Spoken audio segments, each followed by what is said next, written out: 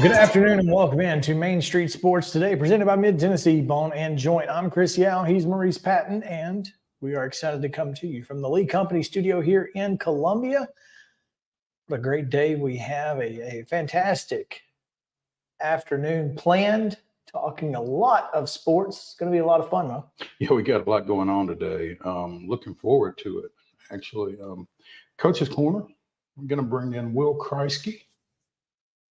Talk a little Riverdale football and Battle of the Borough postseason style as the Warriors get ready to host Oakland.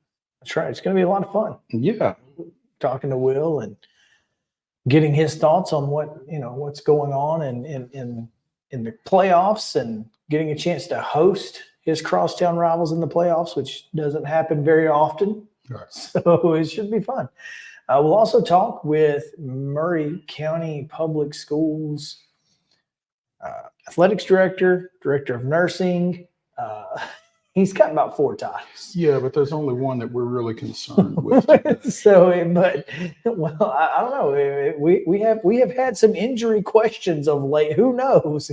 but yeah, Chris Pointer is going to join us and talk a little bit about a special event that's happening here in Columbia tomorrow. We'll also visit, of course, with Terry McCormick at the top of the hour for our top of the hour Titans report. All of that coming your way. Baseball to talk about here in just a few moments. 2 big announcements today, and I wonder if one wasn't because of the other. We'll also talk college football. A couple of newsworthy items today. So all of that, and of course, our picks, high school football picks coming up later in the show. So, of course, our picks. Yeah. Stick around. Wouldn't want to forget those. No. Stick around. It's going to be fun. Right now, we're going to get you yesterday's results and today's schedule, and we do that on the Rundown. This is the Rundown. The Thursday Rundown is brought to you by Mockingbird Title and Escrow, an attorney-owned and operated full-service title company in Middle Tennessee that will get your deals closed without worry and fuss. A family business that offers the highest level of expertise in the industry when it comes to closing and funding your real estate transactions. Consider them part of your team. Call 615-274-8698 or visit mockingbirdtitletn.com today. Girls basketball last night, McGavick takes down Knowledge Academy 71-3. In boys action, it was Knowledge Academy's getting McGavick back, 48-42, the win there. And in college basketball, a really good night for Middle Tennessee. Tennessee State goes to Portland, gets a 75-65 win. Trevecca downs Tennessee Wesleyan 76-69. Belmont women, a 75-67 win over Wichita State. Vanderbilt women, a 77-74 winner over Western Kentucky. And Trevecca, the Lady Trojans, go to Huntsville, get a 60-57 win over the Lady Chargers. 10 points in that one from Jesse Jennings, by the way, to lead the Lady Chargers. Kind of. There were 3 players for UAH with 10. So she was among the 3 leaders. She can play. College football action last night. Miami of Ohio 23, Buffalo 10. Buffalo almost covered, but they fumbled at the 1-yard line and went out of the back of the end zone. And too bad, so sad for you Buffalo betters. Ohio down Central Michigan 34-20. Also in junior college basketball last night, Columbia State's women lost to Jackson State 87-78. The men avenged that in a big way, winning 107-73. 17 players scored for the Chargers. 117. You know you had 17 players on the team. They had 21. That's a lot. Well, they dressed 21. They got more than that. Yeah. Anyway, high school basketball tonight. These are all double headers, all beginning at 6. Providence Christian travels to Brentwood Academy. Oakland coming to Columbia Central. Eagleville taking on visiting Richland. It's Franklin Road Academy at Ezel Harding. Knowlesville is at Fairview. Father Ryan hosts Dixon County. Friendship Christian takes on visiting Red Boiling Springs. Chebet comes to Giles County. Clarksville is at Green Hill. Martin Luther King is at Hillsborough. Hunters Lane takes on visiting Station Camp. Mount Juliet is at Independence. Nashville Christian is at Overton. Riverdale goes to Kenwood. Hendersonville is at Kirkwood. Rogers of Alabama comes north to take on Lawrence County. Columbia Academy is at Lincoln County. Glencliff goes to Macon County. Rockvale hosts Ravenwood. Gallatin's at Siegel. White House Heritage goes to Springfield. And Smyrna is at Valor Collegiate. Again, all of those are 6 o'clock starts. All of those are double headers with the girls playing first. Girls basketball tonight. Centennial is at Spring Hill at 6. Summit hosting Harpeth Hall at 7. Figure they could have maybe combined that and made double headers. That would have been fun. Yeah. Anyway, they didn't. So go to one or the other. And then Lebanon is at Bradley Central. And I don't know what time that one is. Boys action only, I guess. Let's see. Davidson Academy is at Grace Franklin at 7:30 tonight. Men's basketball. UT Southern will follow the women at Middle Georgia State. Middle Georgia State. That was Who knew? Well, it was just kind of muscle memory to say Tennessee there. UT Southern at Middle Georgia State. Women at 4:30, men at 6:30 Central Time. Welch College women are at Cumberland at 5:30 tonight, so you can go to Lebanon and check that one out. College football on the Tube on ESPN at 6 o'clock. Pitt welcomes Boston College.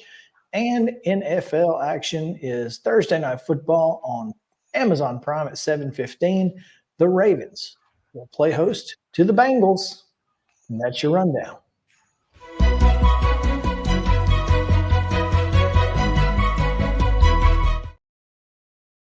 Top story brought to you, as always, our friends at Piggly Wiggly. The Big Pig. The Big Pig in Neely's Mill Shopping Center here in Columbia. Again, make sure to go check them out if you need lunch. They got meat and vegetables and cobbler. If you need hand-cut meats, they do that fresh daily. You need produce, anything else, all cost plus 10 at the register. Again, Neely's Mill Shopping Center here in Columbia. That's Piggly Wiggly. We'll start with the first news of the day, Mo. In unsurprising fashion, the Major League Baseball owners unanimously approved the athletics organization to move from Oakland to Las Vegas. Wow. Wow, indeed. Mm-hmm. And I mean, obviously, we knew it was coming. This was not going to be a surprise. Here's the big problem. Mm-hmm. Where you going to play? Well, an even bigger issue than that is that they actually have one more year on their lease in Oakland. Good luck with that. Exactly. So, I mean, folks are already planning protests in the parking lot. Protests and boycotts. Protests and why? Why would you even play? Just move. You can't. You cannot play In Oakland? in next Oakland year? in 2024. I don't know that you can play anywhere else. I mean, Las Vegas has a team. For now. Well, yeah, I mean, if they've got a team now, they got a team in 25. I don't know where you move that team for next year. I don't think the A's can play in Vegas next year. Now, I have seen that they're going to kind of be nomads. I think they're supposed to play some games at Oracle in San Francisco. I was going to say what I think is going to end up happening is they're just going to play a bunch of games in a bunch of different places. And here, this is not a terrible idea. Imagine minor league ballparks across the country getting a random A's series. Nashville. You want to see Major League Baseball come to Nashville? Come support this one. The Athletics are coming to town. It's not a terrible idea. I mean, it's terrible for their players because they would never be home. It's absolutely terrible for their players. Playing 162 games all on the road. What option do you have? You know, and I think I texted this to you. So glad Tony Kemp is a free agent this year. Yeah, I don't think he'll be re-signing with the Athletics. He would be more likely to sign with the independent team in Jackson, Tennessee than to sign with the Oakland Athletics at this point. This is, I mean, I think a lot more questions have been raised than answered. Oh, yeah. There are no answers right now. I mean, even if they play in Oakland, and they're going to have to play some games in Oakland, they just are. They can't play 162 on the road. Can't be done. But you've still got a lease as well. You got to pay for it no matter what. You got to pay to play 81 games there, whether you play 81 games there or not. You are contracted 81 times to pay for rent. So you're going to have to pay to play 81 games there and then X number of games somewhere else. Major League Baseball is not going to like this. Television is going to look terrible. If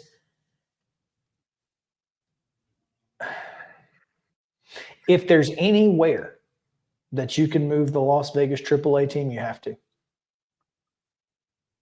You have to. I mean, there are a lot of places that lost their minor league teams. You're gonna have to. They got to play in Vegas. They've got to, and they got to start renoing right now. Now, at least the Las Vegas Aviators are Oakland's AAA affiliate. They are exactly. So that's how that they get away with this. So I mean that helps because you don't have to deal with a major league team saying, "Oh hell no, you're not taking our team out of here." Correct. It's their team, and that's always been kind of the positive in this situation is that they do have kind of final say-so on where they play. This is going to be a mess. Can they play? And it's going to be a mess for 5 years. Can they play in Iowa? Where at Dyerville? Yeah. That Field of Dreams? Mm-hmm. They renovated it. Well, I guess that's what they're saying in Vegas. Omaha? If you build it.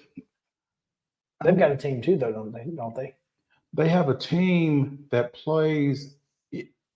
outside of Omaha, the stadium So where the College World Series is played, Creighton plays its home games there, Right. I think, but they TD don't have a minor Ameritrade? league. Yeah, but they don't have a minor league team in there.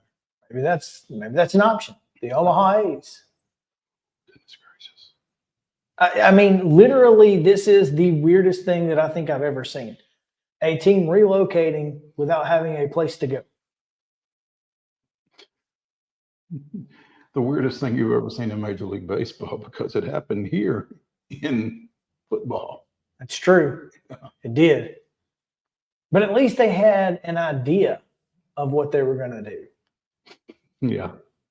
Yeah, because And maybe they do. Maybe Oakland's front office has already figured this out. They're going to move they're going to move the 51s or whatever. Aviators. Aviators. That's right. Is Reno the 51s? They used to be the Las Vegas 51s. That's why I I think Reno is the Aces. Okay. That makes sense. Well, but it's a little confusing. It is a little. But so maybe they've already figured out that Vegas is going to move and play somewhere else. I really feel like if they had figured it out, they would would have have announced it. because they are getting crushed. Yeah. For so many different reasons. This Cooked. just being one of them. Yeah, cooked. They are getting cooked. They are actually absolutely getting cooked. So, Yeah. well, that was the first bit of news that we got from Major League Baseball this morning. Sort of under the radar, as expected. Rob Manfred announced With very little fanfare perhaps none.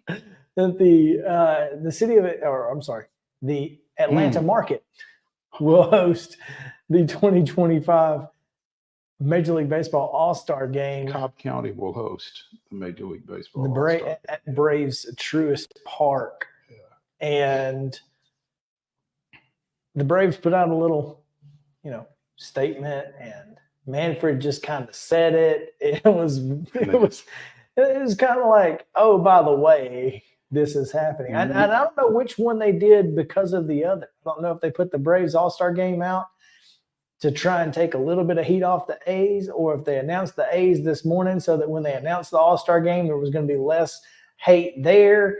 I don't know. I'm real interested to know What the technology was. Or they just put both of them out to say, well, they can't hate everything, right?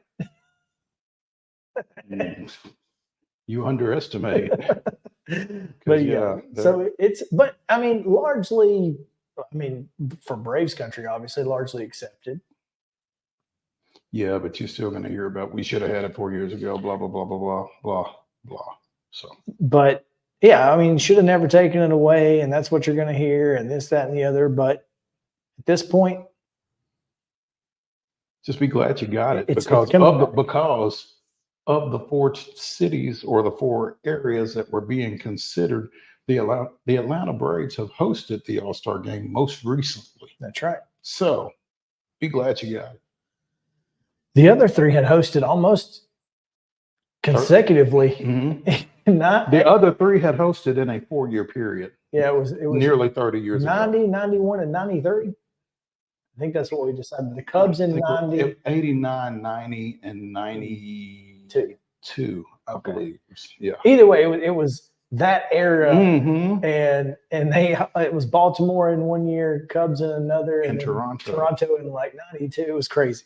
But yeah, it's great that Atlanta's going to get to host it, and looking forward to hopefully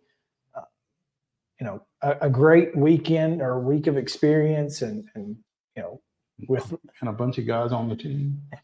That would be ideal. Yeah. Yeah. So Major League Baseball, a lot going on right now. Baseball chatter in November. We've talked a lot of baseball. Hot stove. Are you? Cy Young Award winners were announced yesterday. Well, the Cy Young Award winners were announced. Garrett Cole, unanimous. And it's funny because I don't think that it was like supposed to be unanimous. Like, it wasn't like he was just so dominant that you couldn't vote for anybody else. And I think it was just so happened that everybody voted for Garrett Cole number 1. 15-4 with an AL leading 263 ERA No, yeah, for people that care about that. well, he was great. Don't get me wrong. I'm just saying, like, I don't think that he was this guy's unanimous Cy Young. There's Sure. no question about it. He's the guy. Right. It was just It just kind of wound up that way. yeah. Well, I mean, he got all 30 first place votes. Like, that's unanimous. Sonny Gray was second. That's what I'm saying. I think Sonny Gray could have gotten a couple of first place votes here or there. Easily, yeah. But it just so happened that he didn't. Did you see who was third? I did not. Does the name Kevin Gossman ring Oh, a dear bell? God. Jeez. That blows my mind. It's amazing. He was good everywhere but here. And he wasn't bad in Atlanta. He just wasn't he wasn't what they expected when they got him from Baltimore. He was bad. He was good. It was a midseason trade that brought him. Immediately after the trade, he was decent. The next year, he was cooked. No, yeah, that's what I'm saying. He was pretty decent when he got here. Mm-hmm. Mm-hmm. But the next year, he was. Ooh. Yeah. Anyway, would not have expected him to be a Cy Young Award vote getter, let alone third. Yeah, had a 2.87 ERA in Atlanta in 18. Oh, but in 19. But in 19, had a 6.19 in 16 appearances. I mean, That's not good. It was like a completely and totally different person. Now, I want to say in the postseason in 18, didn't he pitched one game and was terrible. 2 innings, 2 earned runs, gave up a 2-run homer, and wasn't great. Yeah. So anyway, Kevin Gossman, man. Yeah. Blake Snell in the National League. Not surprised there at all. Really was not expecting anybody else necessarily. His second Cy Young. Mm-hmm. 14-9, but for the Padres. But wins don't matter either. They don't. It's with an MLB leading 2.25 ERA. ERAs don't matter. Pitched 180 innings. Fewest hits per 9. Led the majors in walks. The third Cy Young winner to lead his league in walks. First in almost 60 years. Joins Gaylord Perry, Pedro Martinez, Randy Johnson, Roger Clemens, Roy Halladay, and Max Scherzer as players to win Cy Young in each league. Okay. That's a list. Yeah, it is. It's a list you want to be on, I think. There are worse lists to be on. There's no doubt there. Tonight, of course, we'll get the Major League Baseball MVP awards. Okay, so here. As someone said on a social media platform, if Garrett Cole can be the unanimous American League Cy Young Award winner, why would Ronald Acuna Jr. not be the unanimous National League MVP? Well, as I responded to probably that same post that you are looking at, is you know better. Because it's very simple. The Los Angeles Dodgers have 2 finalists. That's why. And there's at least one person who's definitely not voting for Ronald Acuna Jr. Well, assuming he has a vote. Well, I don't know if he does or not. That's a good question. Yeah. I don't know who the voters are necessarily. Mm-hmm. But yes, Ronald Acuna Jr. should be, but he won't be. And you know better to even think that. So I'm just looking at his performance. hey, look, I get it. Mm-hmm. I'm just saying you know better. You know he's not going to be, so don't even think about it. Mm-hmm. Just don't even act like it's even a thought in your mind. And if he is, we'll celebrate as if, it's a big surprise, because it will be. No surprise, though, in the next segment, as we'll talk with Will KRIESKY on Coach's Corner. It's going to be a lot of fun. Stick around with us here on Main Street Sports Today, presented by Mid-Tennessee Bone and Joint. We'll be back after this.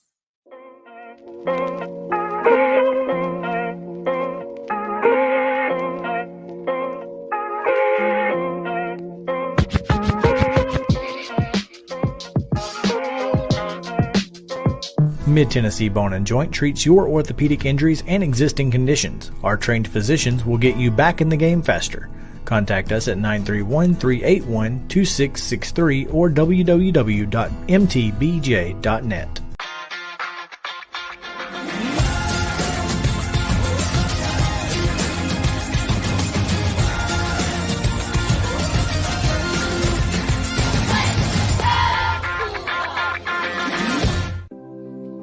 Custom Stone Handler supplies over 600 distributors and suppliers with quality stone products. Along with River Stone, we produce and distribute over 100 building, landscape, and other bulk products. Our goal is to provide quality products, service, and partnerships to ensure our customers' success. We firmly believe that the measure of any person or company is how they treat other people and customers. Give them a call at 931-490-4990 or visit CustomStonehandlers.com. Mockingbird Title and Escrow is an attorney-owned and operated full-service title company in Middle Tennessee.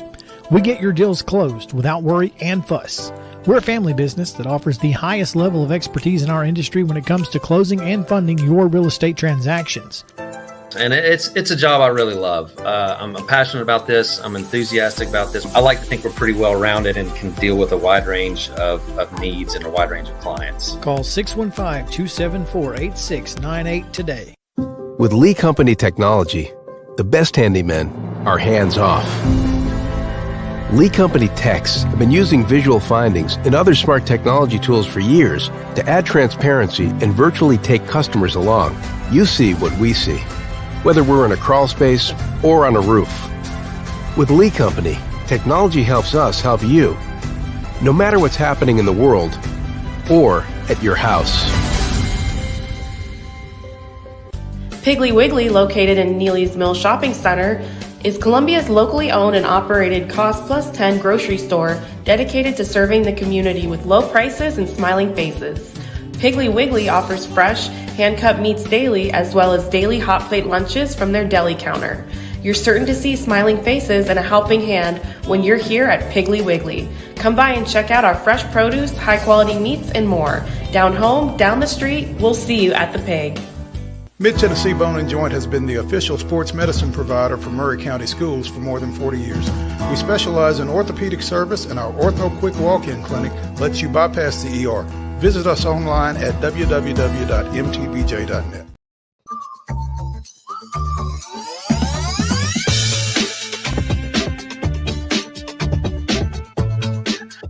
Welcome back in Main Street Sports Today, presented by Mid-Tennessee Bone and Joint. Chris Yao, Mo Patton. Preps Thursday, getting you ready for high school football playoffs. That's right. Semifinal action in D2, and all the D2s are just all the D2s are in semifinals. Winners on Friday will play Thursday in Chattanooga, November 30th, before December. How well happens occasionally. It does happen this year. Division I teams are in the quarterfinals, many of them playing region foes, as is our guest today. Coach Will KRIESKY joins us to talk about the Riverdale Warriors, the Oakland Patriots, and the Battle of the Borough. What's up, Coach? How y'all doing? How are you doing, Coach? Man, I'm doing good. I'm ready for Friday at 7 o'clock. Nice to still be playing this time of year, right? Yeah, it is. It beats the alternative. I'm glad we're still headed to the practice field here shortly, ready to get to work. And, you know, it's exciting. It's good for these kids, man. They've earned this opportunity to play another 48 minutes. You're not reminding your brother that you're still working, are you? I pass that through along to my nieces and nephew. Thanksgiving might be a little awkward when you're still playing next week, won't it? Yeah, well, I'll ask him to do all the cooking so I can just show up after practice. You'll be busy. I'm busy. There you go. Yeah. Matt, I'm going to need you to fry that turkey. It'll be fun. Yeah. Oh Yeah. goodness. Seriously, are you getting any work out of him? Is he doing a little scout, a little breakdown for you, anything like that? Well, he's staying busy. He's getting his off season going and everything like that. So his son called me last night and said Oakland was going to win because his daddy used to coach over there. So I don't know what side they're pulling for on tomorrow night. Ah, that's Thanksgiving may be real interesting. the sibling rivalry runs deep. Yeah. Yeah, Just it's kids. a tough family to be a part of. I'm telling you. Coach, 2-2 start to the season, including a loss up at your alma mater, Henry County. What turned around for y'all coming back from Germantown? You run off what, 8 straight? Yes, sir. We set up that schedule this year because we knew we needed to be battle tested. If we wanted to be able to be in this position to play Oakland in the quarterfinals, we knew that we needed to play some really good teams. And we started the season with Smyrna, Henry County, and then we got Beach and then Germantown. And you look at that, man. Those are 4 really good teams. And I think we grew up. After Germantown, we told the kids, now we're starting region play. We got to come together and we got to be focused, and you got to realize you got to be focused on every little thing you do, because we lost the Henry County game by 1 point, and then we were up 17-0 at Germantown. And, then we come back and we lost by 9. And so that's a really good football team. But again, we told them we have to focus on every little thing. And every time we're out here on the practice field, we have to be locked in. Then the seniors really bought into that. Keyshawn Williams called them up. On a Tuesday practice, before we got ready to play Rockville, Keyshawn called him up, man, and talked to him. And it just changed the whole dimension of practice from here on out. And just after that moment, the kids and the team got closer, and you saw something special building. Again, 8 straight victories for the Warriors heading into this quarterfinal matchup with crosstown rival Oakland. And 7 of those victories, you've scored 40 plus, which I would imagine is as much a credit to the quarterback play that you're getting from Mr. Football semifinalist Braden Graham as anything. But, that's a machine offensively, Coach. Yeah, Coach Barnes and the offense are doing a really good job. The offensive line is doing, they're protecting Braden and the receivers, man. We got Jalen catching balls. We got Brock, obviously Brock Montgomery with almost 1,500 yards receiving, 16 touchdowns. And then you got Keyshawn Williams out there. And then, the other night, 2 weeks ago against Green Hills, Braden Woodruff stepped up and had a great night. So, all these kids are Ben Woodruff, I'm sorry. They all step in. They all fill the roles. It's no selfishness. It's just when it's my time, I'm going to catch the football, get some positive yards, and let's move the sticks. And it's really neat to see. I mean, we don't even hardly talk about our running backs. And Dominic Taylor, he's had a great year. He got hurt against Germantown and missed 4 weeks and still bounced back and played well. And Isaiah Verser played outstanding while he was gone. So the unselfishness of those guys on the offense is what made us win so many in a row. Coach, and speaking of Braden, 42 touchdowns, just 3 interceptions. Have you ever seen a quarterback throw the ball that often and make so few mistakes? No, it's been not since I've been at Riverdale. Braden's had an excellent year. He worked extremely hard this offseason, and it's been, really special to see the way him and Coach Barnes and the offense work together and what he's done and helped us to have the offensive production. And to only have 3 interceptions with how many passing attempts we got, like you said, that's pretty impressive. Riverdale coach Will KRIESKY joining us here on Coach's Corner on Main Street Sports today, presented by Mid-Tennessee Bone and Joint. You talk about the schedule kind of testing you guys and getting you guys ready and prepared. And again, from that 2-2, it doesn't look like, I'm not sure how tested you were other than that Oakland game. I mean, you've just been dominant on both sides of the ball. You talked about the offense, but you've held 5-6 opponents to fewer than 2 touchdowns. I mean, you're getting it done on that side of the ball as well. Yeah, sometimes the defense does get overshadowed, but they're playing great too. You know, our defensive line has gotten better each and every week. And they took it, you know, personal, you know, when some people said, you know, against Germantown, you know, D-line didn't play very well, or they got after us up front. And those guys came, they didn't make excuses. They came and got better. They listened to their coaches, and they worked really hard. And they've improved every week. You know, Coach Rail does a great job with the defense, and you know, Traylon Davis has had our middle linebacker has an exceptional year. Our secondary, you know, we got guys that are playing really fast. You know, like Jalen Thompson, and you know, Odie out there. He's number 9 for us. He's had a great year, and he comes downhill and he'll strike you. You know, and Keyshawn Williams is playing good on the corner. But then like you said, both of our linebackers, Jamarion Smith, he's playing well, and he keeps improving every week. And Joseph Guzman at the end.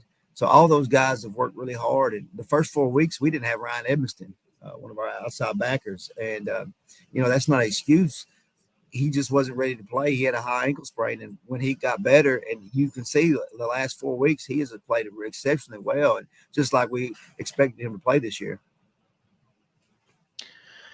You know, this is a big game, and it's obviously not hard to get your kids up for it. It's quarterfinals, but it's also your crosstown rivals. You just played them a couple of weeks ago. How do you keep your kids from being, you know, to get that game out of their mind and realize that it's 0-0 and what you did then doesn't matter on Friday night? Yeah, I think the hardest thing that we as a staff had to deal with was the last 2 weeks. Because as soon as we walked off the field against Oakland, only everybody was talking about was the rematch. Everybody in the media, every social media post, and every former player at Riverdale and Oakland, all they talked about on social media was the rematch. So the last 2 weeks, I think, has been the hardest that we've had to keep the kids focused. I felt relieved last week after Cookville because the rematch is happening, because they made it here. You know how hard it is to win in the playoffs and to play teams in Green Hills and Cookville are 2 really good football teams. And I thought our guys did well and played well. But again, they had to listen to all that outside noise. And I think, you know, everybody knows what Oakland's tradition is and what they've done in the past. So kids aren't worried about last time. They know that we came away with one, and that Oakland will be ready to play. And Coach KRIESKY's an exceptional coach, and he'll have his guys ready. So we got to be prepared. If we're not prepared and not ready to go, or we overlook them, or I don't know why we would, but I'm just saying, you know, if we're not ready mentally, that they'll get after us, and we'll be taking up our pads and, you know, hanging out at Thanksgiving with the family. Will, you talked about Oakland's tradition. Riverdale has some tradition as well. What's it feel like to kind of get this team back into this Final 8 type mix where they have been so often over the history of this program? Yeah, you know, we played Oakland in 20 in the quarterfinals. It didn't have this feel. Coming back off that COVID year, this feel, I know they had a talented and loaded team, and I guess nobody gave us a shot then. But like you said, man, this time around, the second time being in the quarterfinals with Riverdale, it's totally different. I mean, really, you know, I guess number one, it being at home. Riverdale hasn't hosted a quarterfinal game since 2011, so that's huge. The community, the alumni, my phone. Yeah, I have to charge my phone, I guess, every hour or so, because I've got my phone is, I don't know how the 95 team has got my number, and they're excited and they're fired up, and they're sending out inspirational texts and telling me who they are. And like you said, it's been some untapped territory, man. These guys around here, they're ready to go, and this alumni is going to be fired up Friday night, excited. They're excited for these kids, and they're, like you said, they're excited that this old school feel is back, and the community is proud of this program. The community is proud of what these kids have done this year. So you're hearing from Corey Carney and Antron Peebles and that bunch, then, huh? Corey Carney is coming to speak to the team here shortly and talk to them and give us some motivation. Not sure how much motivation they're going to need. Well, I don't know how much motivation they'll need, but when Corey's done, they'll be ready to play tonight. Yeah, you might be careful. Corey's a good guy, and Corey reached out to me when I got the job, and Corey's been, you know, my guy since I got the job, and he always checks on us and checks on the program. And there's no better person to come talk to the team. Last time we played Oakland, we had Dylan Woodruff talk to him, and Dylan beat Oakland whenever he was a quarterback. And so this time we're going to bring Corey in to talk to him. Corey was also a quarterback that beat Oakland. So, we just kind of bring those guys around and let them be a part of the program. And, I think Corey's bringing Fernando Bryant tomorrow night to the game. Fernando's driving up from Georgia to come watch this game. So like you said, these guys are ready to go, and these alumni is fired up. It's going to be a heck of an atmosphere, Coach. And like you said, you guys hosting a quarterfinal for the first time in a dozen years. It's Oakland, it's Riverdale, it's Battle of the Borough, hotel, motel, ain't no place like Riverdale and all that. Get there early if you're going. Because, Coach, have y'all sold out yet? Not yet. I think they're getting close to being sold out. So they're getting right there at the number. But yeah, like you said, you better get here before right at 5 o'clock, if not too much later, because you won't find a seat. I think your old buddy John Wild might try to sneak up here and come watch a game. Actually, I think he's got a ball game tomorrow night, unless he's going to skip out on it. So, you never know with him. Yeah, you might. He might put an assistant on that one. Yeah, that's right. He's something. Matt KRIESKY. I'm sorry. Will KRIESKY. Will KRIESKY. I know who he is. I just missed it. The coach of the still playing Riverdale Warriors. That's right. That's right. Coach's corner. And Coach, wish you all the best. Good luck tomorrow night. Hey, I appreciate it. Thank you. Thank you for having us on. Thank you for promoting this game. Like you said, it probably doesn't need to be promoted too much, but it's going to be a really fun atmosphere tomorrow night. And it's what high school football is all about, and it's good for both kids for both teams to see this and be a part of this atmosphere. It's something that they'll talk about for many years to come. Absolutely. We appreciate you. Thank you.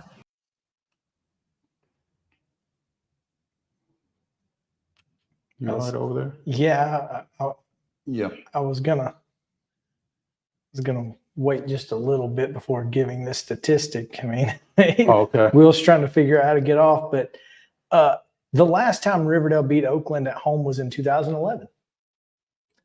So was it in that quarterfinal? It was not in the quarterfinal. That was regular season. Okay. But feels like 2011. Feels like 2011. And I think that's that's impressive. And that year they had a great year and ended up losing. They won the game in the semifinals against Oak Ridge at home. So there you go. Okay. How about that? Both their wins since then have been on the road. So it's going to be a great football game. Can't wait to keep up with it. We've got some hardware to hand out, Mo, and so I don't have any graphics today for our hardware, but that's okay. Slacker. Yeah, it is. We can still hand out the End-to-End Life Team of the Week award, thanks to our friends at Custom Stone Handlers. Again, outside of the military, sports is the leadership building activity. And of course, they remind you to get in the game at Custom Stone Handlers and CustomStonehandlers.com. Columbia Academy advanced to the state semifinals, as we said earlier, with a 48-41 victory over visiting Jackson Christian. And for doing so, that's Columbia Academy football, not cross country. Yeah, I don't have graphics for today, Justin. But hey, good for Columbia Academy, cross country and football this week. Football this week. And the Mid-Tennessee Bone and Joint Athlete of the Week. Talk about a performance. From said Columbia Academy football team, Monte Baldwin, 41 carries. 41 carries. That's a lot. A number that surprised both Seth Anderson and Monte Baldwin after the game. Didn't feel like 41. Didn't feel like, yeah, I mean, Seth said, that many? Yeah. Yeah, bro, that many. Maybe. But 243 yards and 4 touchdowns. So, Hey, you can carry it 41 times if you. well, as Hall of Fame coach Boots Donnelly once said, the ball is not heavy. That's true. It is not that heavy. You can carry it as many times as you want. Or need. Yeah. And should be interesting to see this weekend. And I don't think Monte's going to get 41 carries, but if he does, it will be good things. It will mean a good thing for Columbia Academy. I believe it will. I believe it will. If he's carrying it 41 times, that will be a positive for the Bulldogs. Mm-hmm. And they will be on the cusp of making They'll be riding. PSH team of the week for Yet 2 again. weeks in a row.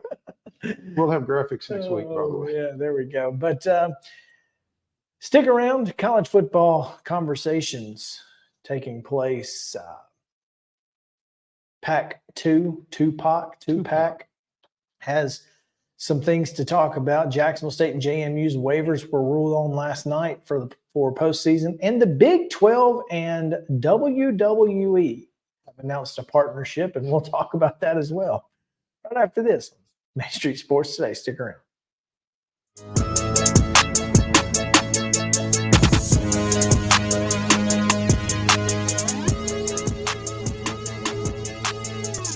Mid-Tennessee Bone and Joint treats your orthopedic injuries and existing conditions. Our trained physicians will get you back in the game faster.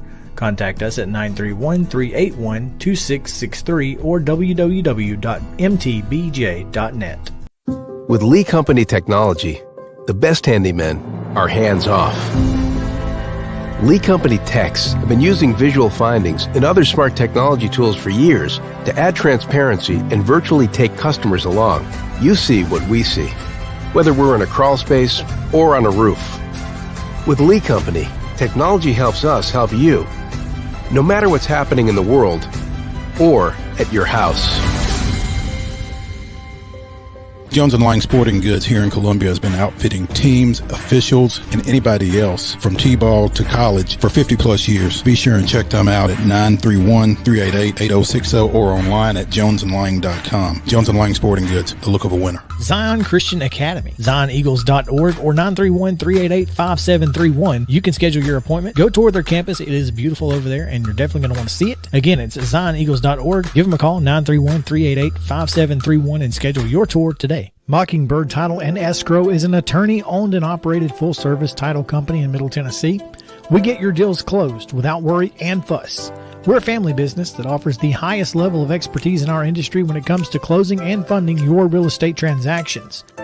And it's a job I really love. I'm passionate about this. I'm enthusiastic about this. I like to think we're pretty well rounded and can deal with a wide range of needs and a wide range of clients. Call 615-274-8698 today. Mid-Tennessee Bone and Joint has been the official sports medicine provider for Murray County Schools for more than 40 years. We specialize in orthopedic service, and our Ortho Quick Walk-In Clinic lets you bypass the ER. Visit us online at www.mtbj.net.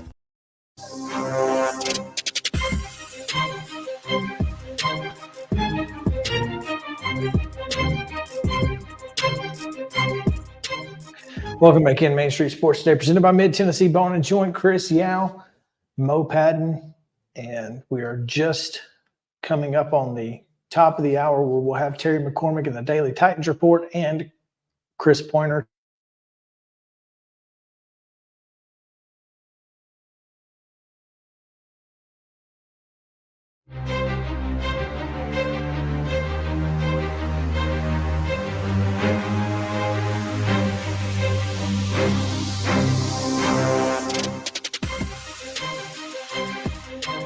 That was weird. Let's try this again. Yeah. That was really weird. Hey, technology is a beautiful thing. When it works. When it works. So, all right, we're back again. Terry McCormick coming at the top of the hour. Chris Pointer talking with us as well right after that. And the high school football picks all still to come. But right now, college football conversation. And let's talk about factual things first. Okay. Factual things include Number one, Jacksonville State and James Madison's waiver for postseason rights was denied. And again, committees who take up these waiver processes are built from member institutions and athletics directors and presidents from member institutions. So this is not the NCAA's executive director getting in a room with his buddies and saying, "No, we're good." These are the people who make the rules. It's much like the TSSAA, and they get a lot of grief for a lot of things, but rules are created by the schools. Rules are enforced by administrators of the schools. Right. That's how this works. So, Jacksonville State, again, applied for the waiver. I don't think, fan-wise, I don't think Jacksonville State fans were too worried about it one way or the other. We go bowling, great. We don't go bowling, great. The timing specifically with New Mexico State having already been announced as a member, as a team that was going to be in the conference championship and all of those things, it just seemed kind of, because Jacksonville last year was a victim of that. I mean, the ASUN changed the rules in the middle of the year to not allow them to be the ASUN champs, meaning we had to, make our own trophy. We did. So you don't want to change. You don't want to be part of the problem if you have been a victim of the problem, right? So, and have been a beneficiary of the rule. When Bellarmine was ineligible for the NCAA tournament, Jacksonville State, as the regular season champion, went to the NCAA tournament. So JSU folks are just like, we're really not that involved. We're kind of just on the other side here. JMU, on the other hand, talking about antitrust lawsuits because they're 10-0. They got a chance to be 12-0 and could play for a conference championship and potentially find themselves in a New Year's Six Bowl. Right. Understandably, they're upset. I think they're going way too far. I think they knew the rules. I think they signed the contract with said rules. So I don't really know what kind of legal grounds you have to stand on if you knew the rules and agreed to them. But anyway, just throwing that out there. Yeah, I mean, but again, waiver denied. I guess they felt like it was worth pursuing given the situation that they were in. Well, I can understand pursuing it. And again, why have a waiver process if you're never going to grant the waivers? Just seems like you just wouldn't even have a process. This seems like we're wasting time. But that's the way I see it. I mean, what are we doing here with a waiver? Why even have a waiver? But it's funny because when we don't have waivers, I say, just make a waiver process. It's not hard. So there you go. But I mean, it's kind of catch-22. It's one, if you have a waiver process, but you never, grant any waivers, then it seems silly. But if you don't have a waiver process at all, you don't even give the opportunity of a potential, overturning. Let's take a look at this. Yeah. So I guess at least they have the potential, whether they're going to do it or not. But not this time for JMU or Jack State. The 2-pack is considering a scheduling alliance with the Mountain West Conference. So we're not surprised by this. So they already play half the teams in the conference anyway in non-conference play. But the deal may include a future merger because it's just a 2-year scheduling deal. They've got 2 years to work out what the details look like in a merger. And there you go. I think this is the best way forward for Oregon State and Washington State. And in this deal, it actually includes some pretty significant payouts for Mountain West teams because technically Washington State and Oregon State control the Pac-12 network. And so Mountain West teams will now have additional television opportunities On the Pac-12 network. through the Pac-12 network, which is, available to everybody in the Mountain West area. So this makes sense. So kind of a win-win for everybody for the next 2 years. While they figure out what's next. Yeah. Kind of gives them a little bit of a grace period, I guess. Now that we have talked about factual stuff, and I know I have one more thing, but this ties in, a hypothetical. Because there is a team, a school, who is out there considering a move in conferences. And that is Michigan. Now, it's all BS. We know that. But they're saying it. Someone tweeted today from the @CoachJoshHeupel Twitter account, which is a fake account, but said that officiating in the SEC had gotten so bad that rumors were circulating that Tennessee was considering leaving the Southeastern Conference. And I thought Michigan and Tennessee Pretty good start. to the Pac-2. Why not? I mean, it could be interesting. It could be interesting. That's all I'm saying. Tennessee, Michigan, Oregon State, and Washington State. And then recreate a conference from there.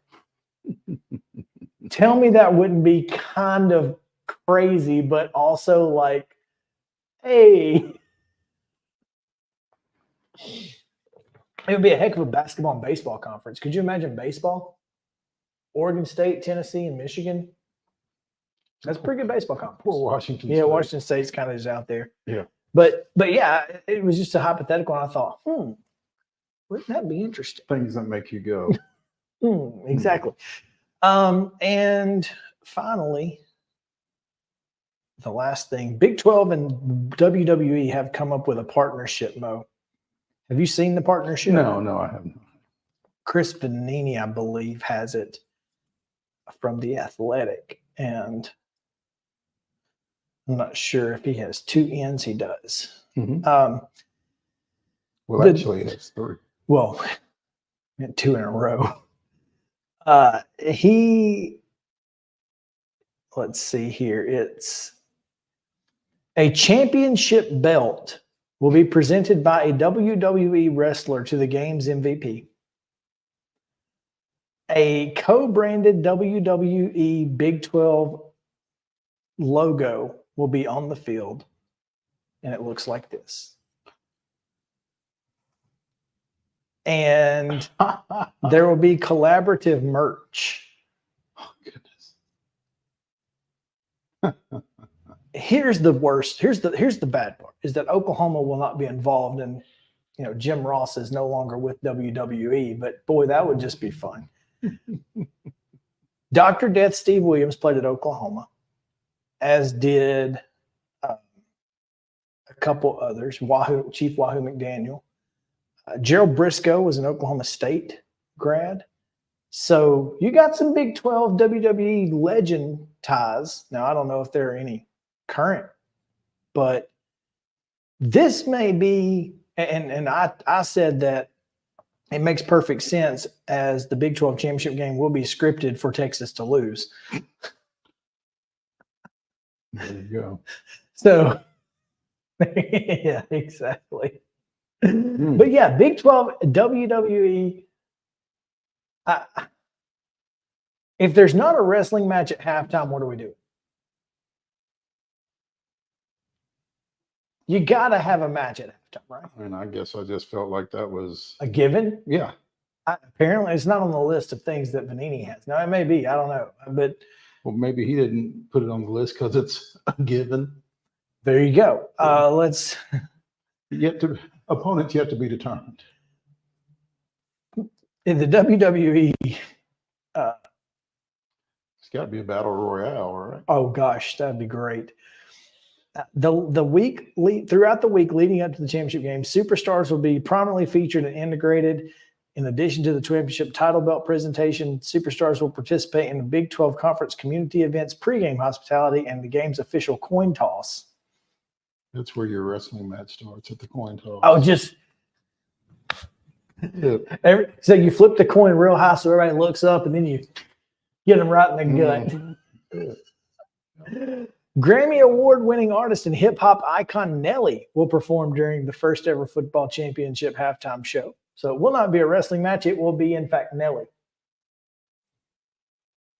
Until the wrestling match starts. and then out of nowhere, 50 Cent comes in with an elbow. People's elbow. That's it. Oh man, There's going to be a wrestling match. WWE and football, they can't get away from it, can they? No. They want to be involved Makes sense. really bad. But anyway, that may be my favorite thing that's happening. Okay, but hear me out. Nelly concert, football chest pass contest. Pretty easy Nelly concert, right? I mean, who wants to watch the football chest pass contest? Nobody. Oh, yeah, this is a definite upgrade in terms of halftime. They have got to change the rules of that Dr. Pepper halftime toss to you can only use one hand. They've got to change the rules. Otherwise, it's useless. I just don't watch. I stopped watching it when that girl figured it out. She was, but all right, we're going to take a quick break. When we come back, Terry McCormick has your daily Titans report. So stick around. Main Street Sports Today. It's presented by Mid-Tennessee Bone and Joint. Back to the Lee Company studio in just a moment.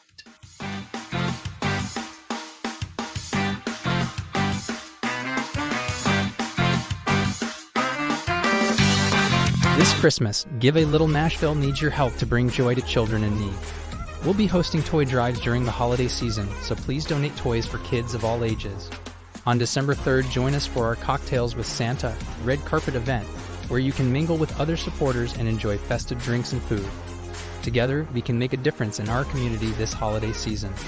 Visit givealittle.nashville.com or find us on Facebook to learn more and register today. He shoots and he scores!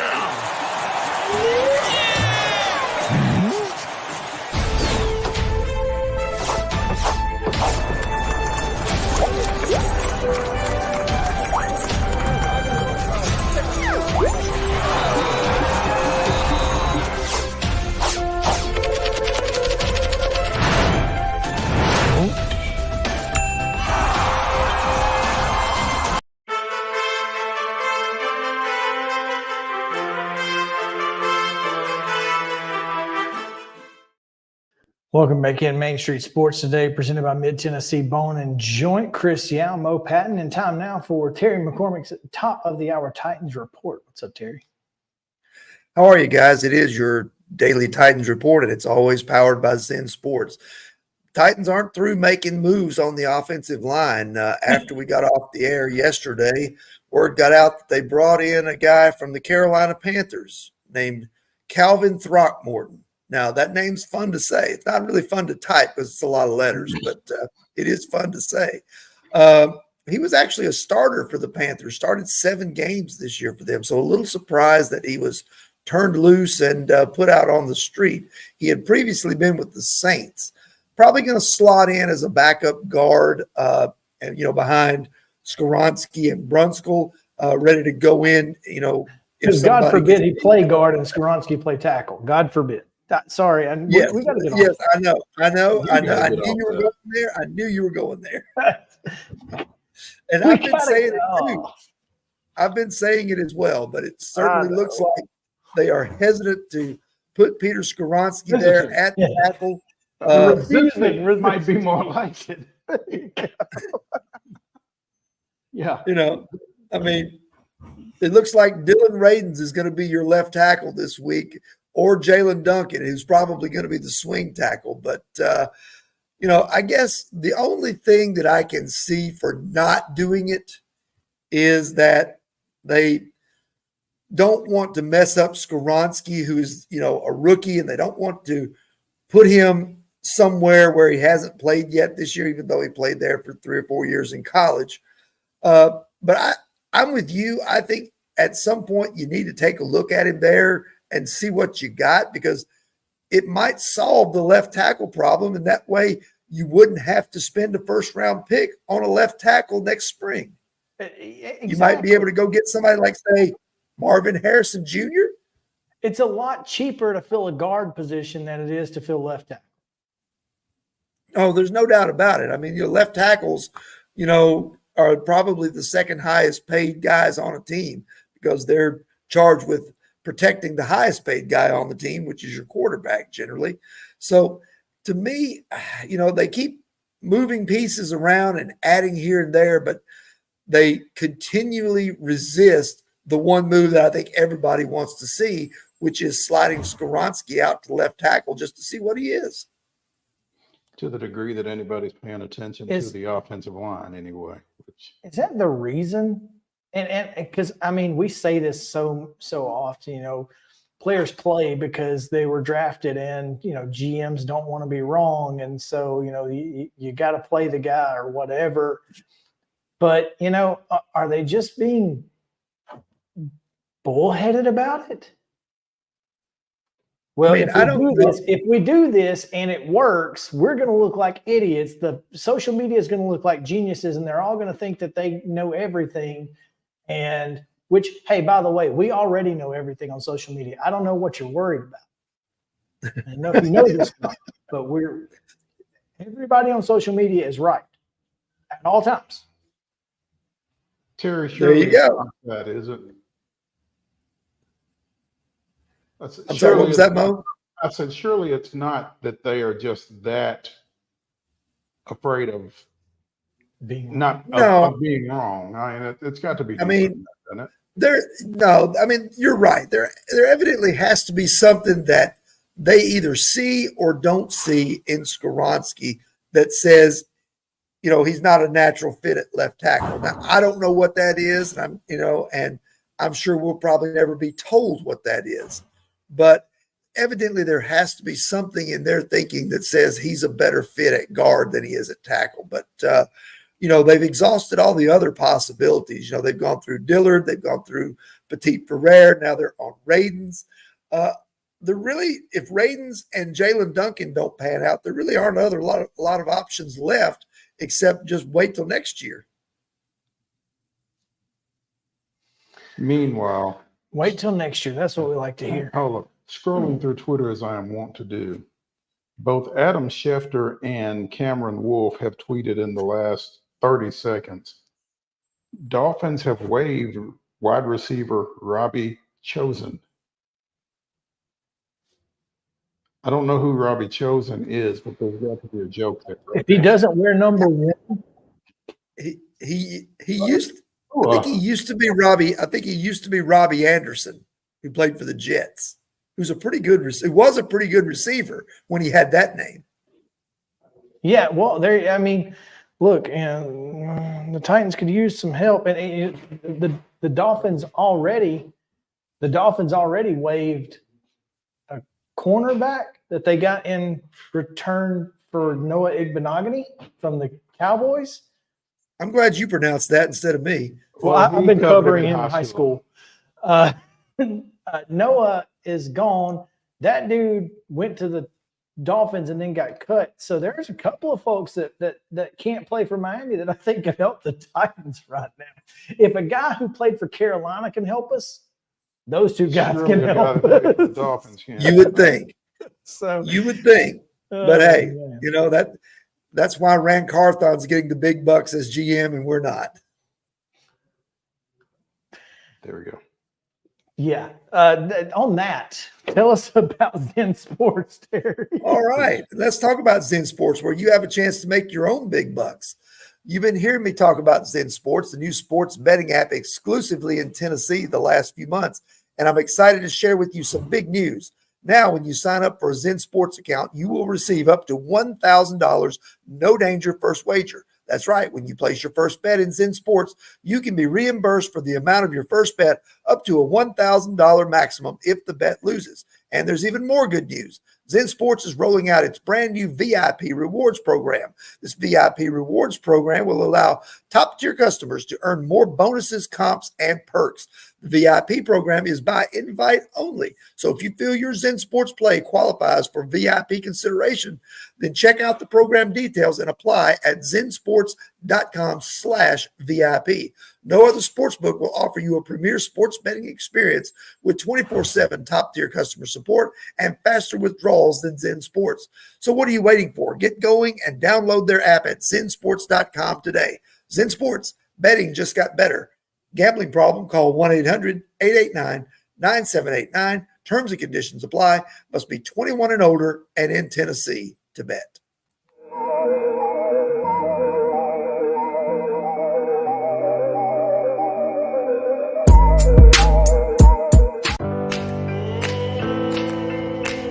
Smiles.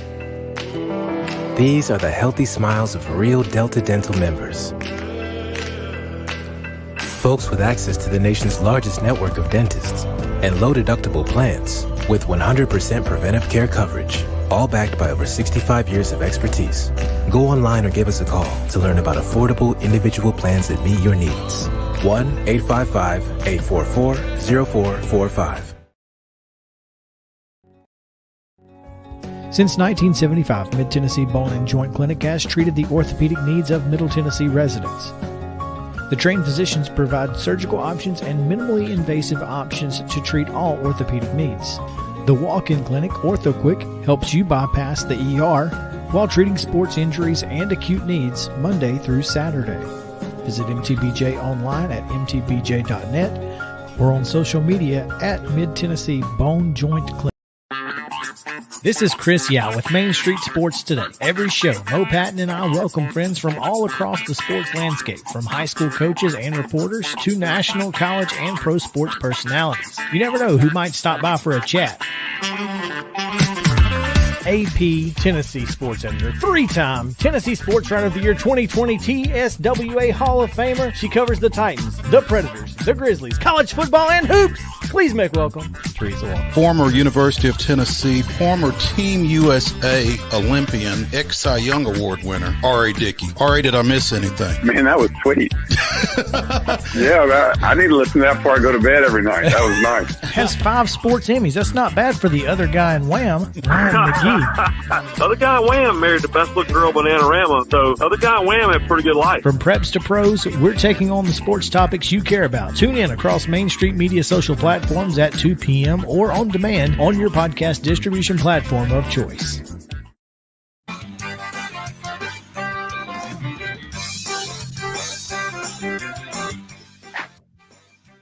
Welcome back in Main Street Sports Today, presented by Mid-Tennessee Bone and Joint. Are you a little loud? I'm a little loud.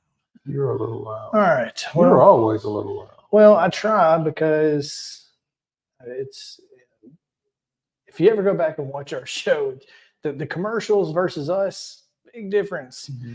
But, yeah, looking forward to this next segment. We've got a big event coming up here in Columbia as we come to you live from the Lee Company studio here in Columbia.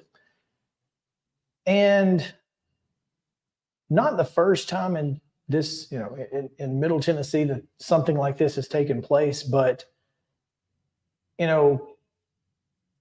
one of the things I love about events like this is that once one person does it, it kind of gets a little momentum, and you never know how far it can reach. And hopefully this begins reaching much, much farther than even Murray County. But it is here now. It's got to start somewhere, right? It's got to start somewhere. Yeah. And we've got Murray County Public Schools Athletics Director Chris Pointer, who is also a Columbia Central graduate, joining us here on Main Street Sports Today. And I know the concept of what's taking place tomorrow night, but I'm going to let Chris introduce it. So, Chris, the floor is yours. What's going on tomorrow night at 6:30 at Columbia Central? So tomorrow at 6:30, we are going to be paying homage.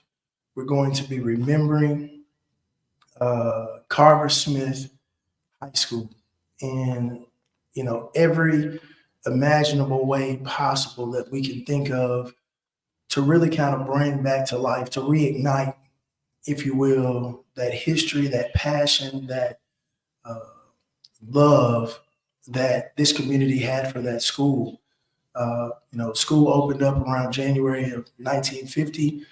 It closed the fall of 1969. So it was only a school that was only open for 19 years. And, the buzz that's happening right now throughout social media and other platforms of people just talking about it kind of reminds you a little bit of folks and how strongly they feel about their, particular college or university. I mean, it puts me in the mind of almost like a homecoming in a sense, the way that people are talking about it. I was at the factory today. I was out at Wing 11. I was getting some wings, and guy walks in and we're talking, and he's like, "Man, I'm here for Carver Smith night." I was like, "Really?" I was like, "Where are you from?" I was like, "Well, I'm from California." So my dad has flown in for the event. We got, for example, Coach Tom Robinson. He's one of the last living coaches, along with Miss Randolph Wyatt, Willie Wyatt's wife, and they'll both be there tomorrow. But Coach Tom Robinson's coming from Pennsylvania, and just the energy is something that I can't even explain. And then the level of appreciation, the number of calls, text messages, it's really overwhelming. But as a school district and then Central High School specifically, and this is so important that we're doing this. And I just can't put into words really fully the magnitude of tomorrow. I really truly believe that it's going to be an emotional, in a good way, night tomorrow. I think you're going to see people laughing and catching up, and almost like a reunion in a sense. And then I think you're going to have people literally shedding tears tomorrow. I told some people, that it's one thing when you leave home and you can come back to visit, but when the doors of Carver Smith closed, I mean, we literally closed history in a sense. We closed access. We closed what people could go back to, a home in a sense. Couldn't go back to any more homecomings. Couldn't go any back to bring your kids or grandkids and show them records on the wall. You couldn't show them the hallways you walked down or talk about the football games or stuff that you played. And we were able to kind of really uncover all of that, pull the veil back, and just have people start talking about it. I mean, people have lost family members, especially, we went through this whole COVID era, and so many people passed away. And a lot of people who attended Carver Smith, who were part of that leadership group of Carver Smith had passed. And you just got people now posting on social media their parents and their grandparents and old memorabilia and stuff like that. And so this is what this event is about on tomorrow. It's really reigniting that flame, letting them know that they still have a home, they still have a place here with Murray County Public Schools. And we're just going to continue to honor them in the highest way possible, and paying respects to them and just celebrating on tomorrow. For those who may not know, Carver Smith was the all-black pre-integration high school here in Columbia. Clark and Mount Pleasant was the other one here in Murray County. But and so tomorrow night against Whites Creek, both the boys and girls basketball teams will be wearing throwback uniforms in green and gold to represent the Carver Smith Yellow Jackets. Yeah, and that's, what's kind of funny is when we first started kind of promoting the event, I had some people come up to me and say, how are 70 and 80-year-olds going to get up and down the floor and play? And I said, no, you're missing it. But actually, the athletes themselves, both the girls and the boys basketball team, will be wearing replica jerseys. They said, oh, okay, that makes more sense now. Because, we were trying to come back and see some, especially when school integrated and folks went from Carver Smith to Central, you have, that age group of people is still around. You had folks that literally were going to come out to try to see so-and-so get up and down the floor. And I said, no, ma'am. They ain't no running that no more. They're going to be eating popcorn and sitting in the bleachers is what they're going to be doing. But we're, again, like tomorrow, we'll start out with a reception that will start at 5, honoring all Carver Smith alumni. The meal will be prepared by the culinary program at Columbia Central. And as they enter into the event center entrance, they will come, it will be like a mini museum of sorts. We've had people loan out with strict instructions, memorabilia from Carver Smith. I heard about some of those strict instructions from one person in particular. And we got pictures, we got all kinds of things that is going to fully decorate as much as possible the event center. And then we have that reception where we're decorating the cafeteria. We'll have a slideshow. We'll let former alumni members come and actually speak to the group. And we're just going to fellowship and enjoy each other. It's going to be a homecoming reunion of sorts for Carver Smith. And, you know, everybody's going to be in green and gold tomorrow, from cheerleaders, from administration to volunteers to any and everybody, people that are attending the event. We're telling everybody tomorrow needs to be a sea of green and gold. And we're really just going to amplify, you know, what Carver Smith means to this community. Chris, I know that Gallatin and Springfield have done something like this for a pretty good while. Union was the high school, was the all-black high school in Gallatin, for lack of a better phrase. Bransford in Springfield, and so they have played each other on a yearly basis and recognize those two schools. Franklin and Centennial have honored Natchez High School for maybe the last 5 years or so by each of them wearing alternating colors when they play. What has taken it so long? Man, honestly, and just to be perfectly honest, that concept never was on my radar. And I'll tell you where the idea came from. For me, just in first hearing it, you all are aware of him, interviewed him plenty of times and talked to him, but was Coach Kim Cudlip. When Coach Cudlip got here, shortly after he got here, he only had been here probably a couple of months, probably around October or so, right before the season. And he called me and said, "Hey, I want to talk to you. I want to pick your brain about an idea I have, and I want to know if it will go over okay here." And immediately when he told me the idea, I just got excited. And the way my brain works with opportunities and events like that, I just begin to try to take it to the next level and how we can amplify it. And so, I told him, I said, look, it's probably too late now. Season's about to start, but we definitely look at doing something next year. And for whatever reason, that kind of thought was in the atmosphere. Pastor Trent Ogilvie mentioned something to me. Orlando Cox was talking about it a little bit. So it was like pockets. So the timing of it was really, really good for this all to kind of come together. And I do agree, like, actually what took so long. And I think part of it is, folks didn't even know it was possible. Just kind of closed the door on that chapter, if you will. But now really bringing it to the forefront, people so energized and excited. You're going to fly from California. That just tells you how much Carver Smith really means to this community and to everybody. These folks have not gotten together since COVID. A lot of them are older. They used to have reunions. And when you used to go to a Carver Smith reunion, because they used to have them at the UAW hall, like the dinner portion, it's 300 people, 300 plus people in this room celebrating Carver Smith. And that kind of abruptly stopped with COVID. And there has not been anything to kind of jumpstart that. And this is going to help do that. It's exciting. Who are some of the community partners who are helping put this on? Because you got to get jerseys, you got to pay for some stuff, and so who's helping do this? So Columbia Peace and Justice is the feature sponsor. The school is doing some things, and as a district, we're supporting that 100%.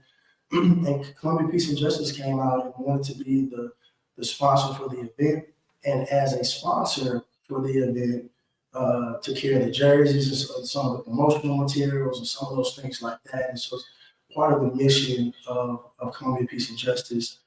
It aligned with it, and they were able to step in and help make sure this was a reality. I'm a big jersey fanatic. So are these going to be very similar to what you would have seen back in this, in the 50s, 60s, 70s, as far as style? Unfortunately, no. I mean, it's a boilerplate kind of print with the dark green and gold trim with the Carver Smith across the front.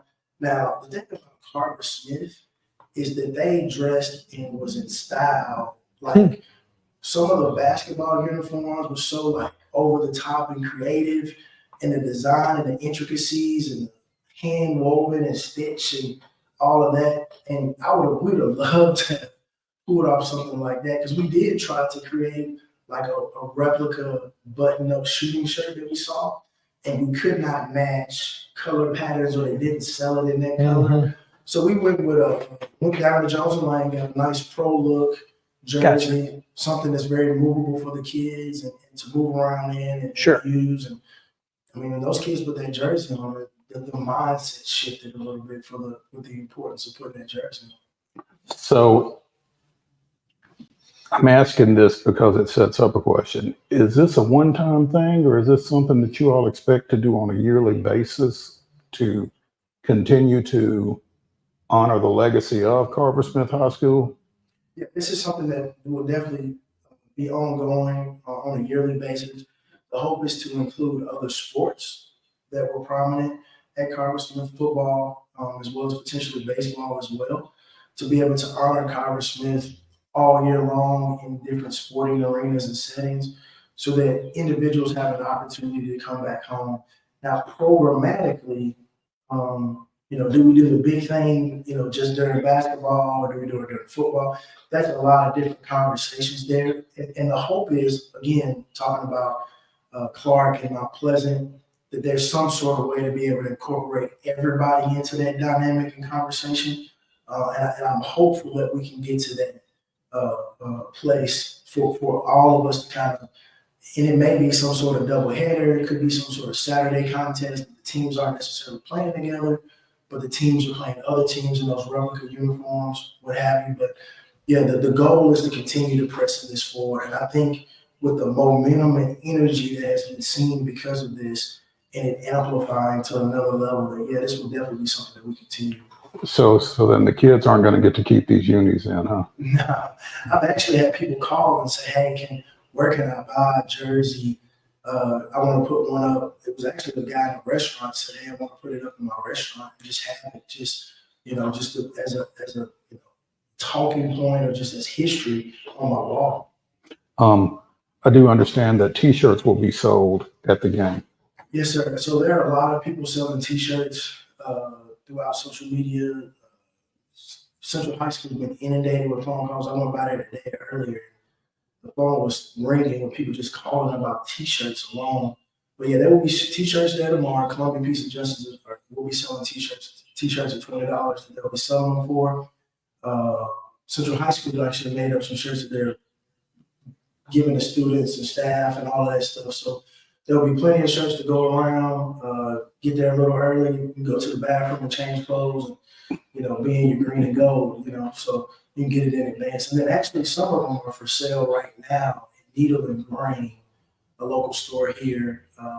Bryson Leach, who designed the shirt, he has a storefront called Needle and Grain, and you can go down there and buy a shirt. It's right over there on Garden, right? Yep, go and buy a shirt. If this is going to be a yearly thing, as sports editor of Main Street Murray, I'd like to make a request. As someone who covers sports in general, but particularly in this instance. Yeah. Could we not do this on a Friday night that conflicts with the state football playoffs? Because just in case, because who knows? Yeah, so story behind it was trying to get the right game, all right, on the schedule for this game, if you understand what I'm saying. So the schedule was already complete, and so this is the game that made the most sense for Carver Smith this night. So we did have a lot of conversations about the timing and when and how. And this was just the only one that made sense. We are already having conversations about what it looks like going forward and next year. Think Black History Month. Yeah, but that's kind of cliche. You know what I mean? Well, like And what Cliches are cliches for a reason. That's what I get it. I get How many it. times have I said that? But it's 365 in my opinion. So Sure. to not to just pigeonhole it into 1 month because that's the month. I think it's very unique to do it in the time frame. But obviously not in your case. Obviously, in state football playoff case. Well, no, not just in my case. If Columbia Central wins 2 ball games, in their case. And that's true. That's very true. Very true. But again, like I said, the timing of pulling this off. This wasn't. I mean, we did have a short window in play, and so for us, it was trying to get it the right game, the right fit. So That makes sense. Yep. Okay. All right. Well, Chris Pointer, athletics director among other titles at Murray County Public Schools. Among others, yeah. Yeah, we appreciate you taking some time with us, man. We look forward to Friday night. It's going to be a lot of fun. If you get a chance to get out to Columbia Central High School, make sure to do so. But you better get it. Be kind of like Oakland Riverdale. Better get there early because I don't think there's going to be a whole lot of seats available. So Yeah, one guy called in about 25 tickets. Yeah, just 25 after walk. So I was like, this is insane. he's only bringing 15 though, so he has plenty of elbow room. Yeah, but to the listening audience, the viewing audience, I anticipate a sold out crowd, a near sold out crowd. I mean, we were over 100 alumni members having reserved around on Wednesday. And so I called back today and she's like, I just can't give you a count. The phone hasn't stopped ringing of people calling and trying to come. She's like, there's one whole class that I only have like 2 people from, like the class of 1962. And so people were calling them and saying, hey, do you realize that this is going on? So I'm sure there were a lot of them who were calling and saying, yeah, I got to definitely be there. How many people aren't on social media or whatever to know that it's happening? So Right, yeah, because especially their age. word of mouth is important. Mhm. So, and once they get that word of mouth, it's like, oh crap, make a phone call. Is there some kind of way to purchase tickets online or anything like that you want to let Yeah, people know about? I don't know the actual URL code, but you can go to GoFan. Go Fans on Put in GoFan. Columbia Central High School. Okay. And then you can pull up tickets from there and it will take you exactly to get tickets. Now, if you're a Carver Smith alumni member, you do not have to pay. Your entry is covered. You just need to call Renee Sharp and get your name on the list. What is Renee's number? 381-2222. So That's area code 931-381-2222 and ask for Renee Sharp. Mhm. If you are a Carver Smith alumnus, they will get you into the building. Yep, there you go. Now, whether you have a seat once you get in the building is anybody's guess. But Chris Pointer, Athletics Director at Murray County Public Schools, joining us here on Main Street Sports Today, presented by Mid-Tennessee Bone and Joint. Chris, appreciate you taking some time. I know you got a lot going on, and we're going to let you get gone. Awesome. Well, I appreciate you guys, and I appreciate the flexibility in coming into the studio. I like the studio feel a little bit better than Well, computer. as you can see, it's not easy, but we made it work for you. Yep. Hey, look, I do appreciate it. And I like being behind the scenes a little bit of what it actually looks like. Okay, you get a little taste of seeing how the sausage is Yeah. made. It's good stuff, though. There you go. There We you go. appreciate it. We look forward to tomorrow night. Again, Columbia Central High School honoring Carver Smith High School. That's Chris Pointer. We'll be right back on Main Street Sports Today, presented by Mid-Tennessee Bone and Joint with high school football. Pick 'em. Thank you, guys. Thanks.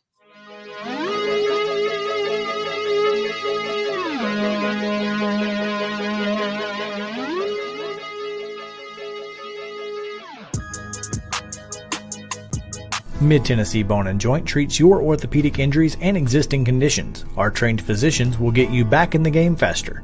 Contact us at 931-381-2663 or www.mtbj.net.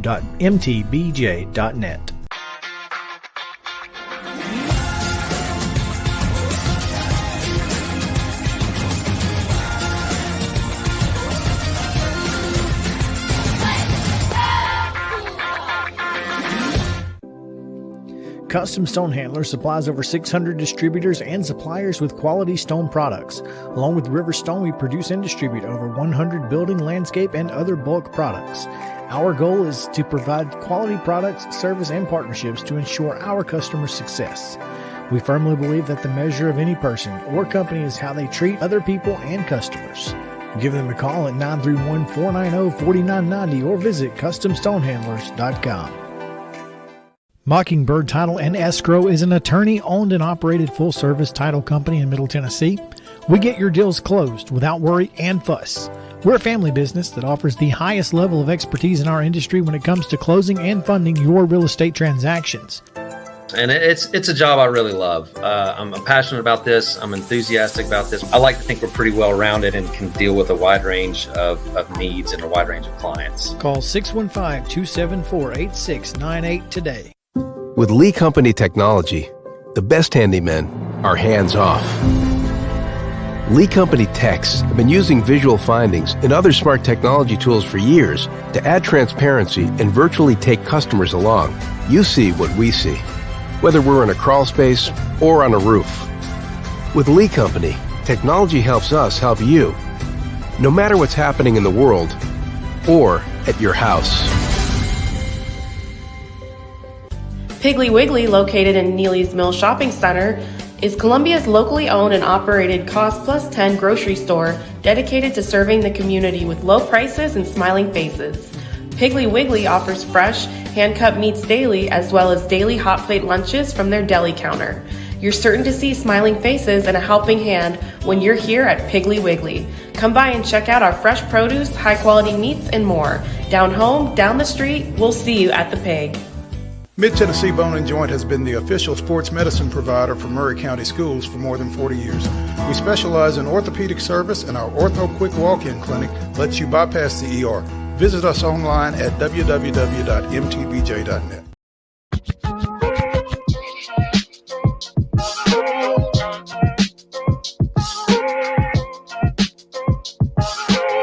Welcome back in Main Street Sports Today, presented by Mid-Tennessee Bone and Joint. Chris Yao, Maurice Patton. Time now for our staff-wide football picks on MainStreetPreps.com, and Mo and I will give you ours. Can't put it off any longer. Can't put it off, buddy. This is, listen. I'm at the bottom of the list, so I figured. And your my picks this week reflect desperation. They do, in fact. So don't look for me for any guidance, insight or reasoning behind my picks. I'm gonna tell you what I think about the game, and then I'll give you the pick. Go big or go home. Sometimes you just gotta, you gotta throw up a Hail Mary, and this is my Hail Mary. So, there you go. Anyway, let's talk about. Let's go to UCR country. Where's Noah McKay? You probably should have called him. Should have just called him and said, "Hey, what do you think? What do you think?" But Upper Cumberland area is Upperman hosting Macon County. I've been to Macon County. Have you? That first year I was here when Dante and them went up there. When Dante took care. Yeah, and then Spring Hill went up there and won. That was crazy. But I've been to Macon County, and so they go on the road to take on Upperman. Should be a really good football game. Is this a region matchup? Mm-hmm. Okay, I thought so. Yeah. Tough region up there. Probably one of the toughest in. Yeah, those two and DeKalb are all in the same region. That's rough, but I think this is going to be obviously pretty one-sided on the pick'em, and probably not wrong, but it's the quarterfinals, and you never know anything back. You never know what's going to happen. So Upperman is 12-0. They are, including a 14-7 win in Lafayette back in week 3. See, I mean, it's not crazy to think. It wasn't like it was a blowout. It's not crazy to think Macon County might. It actually is the closest game Upperman played this year. There you go. So, and when was that? Week 3. Okay, so I mean, who knows? Both teams probably improved, at least somewhat throughout the year. I'm going Macon County because everyone else went Upperman. including me. including both. I think it's gonna be a good football game. Well, again, it was 14-7 when they played last. I will be paying attention. Yeah, say the least. And you can probably see it on UCR, on Upper Cumberland Reporter's Facebook page, because Upper Cumberland is not an NFHS school. So, well, unless Macon County is, and they're bringing their crew. I don't know if that's the case, but if you've not read it, you probably should read Chris's article from. Is it in this week's paper? This week's paper? It was. It went online last Friday. About TSSAA broadcast restrictions or guidelines. Well, yeah. Rules, etc. One person's guideline is another's restriction, right? There you go. Don't see any schedule from UCR off here, so because it just has their daily schedule. So we'll see. You can go find Noah McKay. He'll let you know. Next game is East Robertson at Smith County, and East Robertson went on the road last week to Jasper, got a big win. They'll need another great performance if they're going to get a win over Smith County. Yeah, Smith County, this is another region matchup. Smith County won that region. East Robertson was second. And I think East Robertson got a lot of folks' attention with that win at Marion County, because this time of year, it's hard to go over there. Going to Jasper and getting a victory does not happen a lot. So hats off and much respect to the Indians going on the road and winning 2 weeks in a row. Sounds to me like quite the challenge. And the Smith County team has lost 2 games this year. East Robertson has lost? Well. And to whom was that loss? That East Robertson's one loss was to Smith County, 14-7. At home. In Cross Plains, yes. In Cross Plains, Meanwhile, on television, but it was 14-7. It was 14-7. Meanwhile, again, Smith County's 2 losses at Macon County, 6-3 in overtime. That's a football classic right there. Jeez. And to Upperman, 14-0. Smith County, again, football up there is... It's at an all-time high. I don't think you've seen this many teams up on the plateau be good at the same time like this, and certainly not in a while. And has been, well, it kind of has been that way for the last 3 or 4 years. Mm-hmm. And just this run for the plateau has been a lot of, has yielded a lot of great football teams and games. And I think no different on Friday night will this game be. Yeah, Smith County warmed up for this one by defeating Fayetteville 45-12 after downing Forest 40-14 in round 1. These guys are on a roll. They are, in fact. Give me the Owls. Same, actually. So it was a split. It is among so I just kind of went with my gut on that one. Yeah, it really is a split. 4-5. It was 4-4 when you picked. So I had to break that. So you cast the deciding vote. Huh? I did, in fact. Marshall County at Pearl-Cohn, another region matchup, another 1-2 matchup, another matchup of teams that didn't lose very often, but did lose to, or one team that did lose to the other. Yes, yeah. Pearl-Cohn, all they are is the number 1 team in the Main Street Preps top 25, and have been for a good portion of the season. For good reason. Mm-hmm. I mean, Marshall County is a really good football team, and Pearl-Cohn put it on them in week 11. 42-17. 42-17. And so I got a feeling that it's a Catfish. Catfish is going to have a good time on Friday. Let me just either way. Catfish are always going to have a good time. Never going to have a bad time. No, but this it's kind of unfortunate because Marshall County, like you said, Marshall County has been pretty good for a pretty good while, but they've been in the same region with Pearl Cone. And Yeah. Pearl Cone's been better. State championship appearances 2 years in a row. They didn't go last year. I don't know if they went last year. They did not go. They did last go year. 2 years ago. Mm-hmm. But yeah, this is going to be a good one. Everybody's got Pearl Cone for good reason. I do not. Give me For good reason. Thomas Osteen and the Tigres Thomas Osteen, who will be coaching and Gerald. the East That's right. team in the East-West All-Star game on the Friday night. I guess it's December 8th up at Forterra Stadium. So, yeah.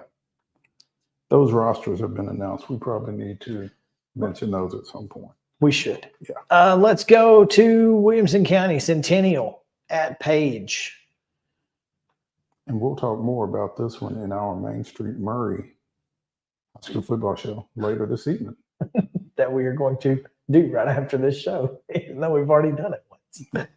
Oh, yeah.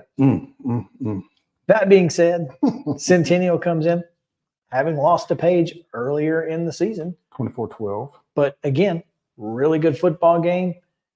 Don't expect Centennial to be held to 12 points this time. I wouldn't think so, but I think Page does find a way to hold them down. I think Page defensively has just been really, really good. And their schedule kind of bears that out because they went through a stretch of 1, 2, 3, 4, 5, 6, 7, 8. Well, since losing to Independence in week 2, they've not allowed more than 17 points. And that was in week 3 against Franklin. Yeah, since that time, they've allowed double digits just 3 times, but it has been in the last 3 games. Of course, they've 3 of the last 4. Oh, that's right. Because they beat Tullahoma 37-7 last week. I had to scroll that far down.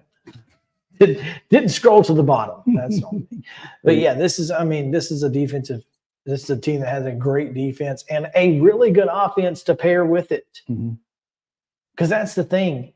That helps your defense so much when your offense is out there not going 3 and out. Hello. You've got time to recuperate. You've got time to make adjustments. You've got time, which is a lot of help. Yep. And I agree with you that I don't think Centennial's defense is good, but I do think their offense with Tanner Lee is going to be really good. So give me the Cougars. I'm taking the Patriots, but anybody in Williamson County that knows me knows where my heart is.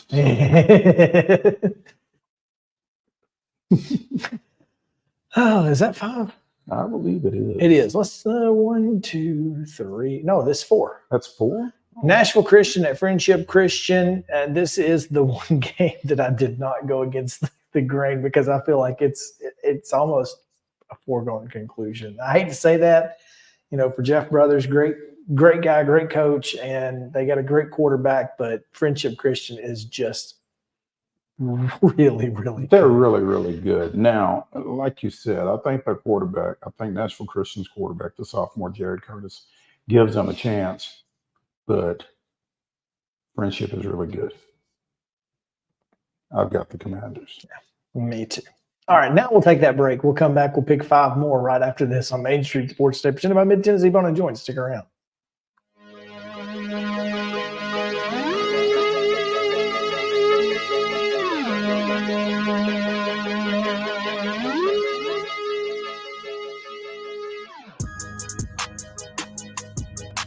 Mid-Tennessee Bone and Joint treats your orthopedic injuries and existing conditions. Our trained physicians will get you back in the game faster.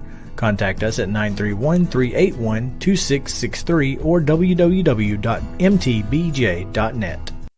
With Lee Company technology, the best handymen are hands-off. Lee Company techs have been using visual findings and other smart technology tools for years to add transparency and virtually take customers along. You see what we see, whether we're in a crawl space or on a roof. With Lee Company, technology helps us help you, no matter what's happening in the world or at your house. Jones and Lang Sporting Goods here in Columbia has been outfitting teams, officials, and anybody else from T-ball to college for 50 plus years. Be sure and check them out at 931-388-8060 or online at jonesandlang.com. Jones and Lang Sporting Goods, the look of a winner. Zion Christian Academy, zioneagles.org or 931-388-5731. You can schedule your appointment. Go tour their campus. It is beautiful over there, and you're definitely going to want to see it. Again, it's zioneagles.org. Give them a call, 931-388-5731, and schedule your tour today. Mockingbird Title and Escrow is an attorney-owned and operated full-service title company in Middle Tennessee. We get your deals closed without worry and fuss. We're a family business that offers the highest level of expertise in our industry when it comes to closing and funding your real estate transactions. And it's a job I really love. I'm passionate about this. I'm enthusiastic about this. I like to think we're pretty well rounded and can deal with a wide range of needs and a wide range of clients. Call 615-274-8698 today. Mid-Tennessee Bone and Joint has been the official sports medicine provider for Murray County Schools for more than 40 years. We specialize in orthopedic service, and our Ortho Quick Walk-In Clinic lets you bypass the ER. Visit us online at www.mtbj.net.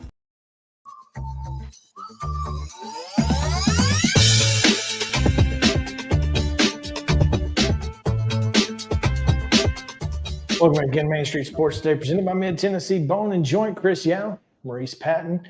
One segment left here on Preps Thursday. If you missed any part of the show, make sure you can go back and watch it on YouTube, Facebook, Twitter, or Twitch, or, of course, on the Main Street Media app on demand. You can even listen going down the road if you want to. If you want to pull that app up, you can listen to it on your way home. Of course, we know that we're in a time slot that's not perfect for a lot of folks, but you do have the ability to stick in the earbuds or connect to that Bluetooth in your phone or in your car and listen on your commute to the house. But even if you don't listen live, you can listen when you want to. Anytime. Because we're here for you.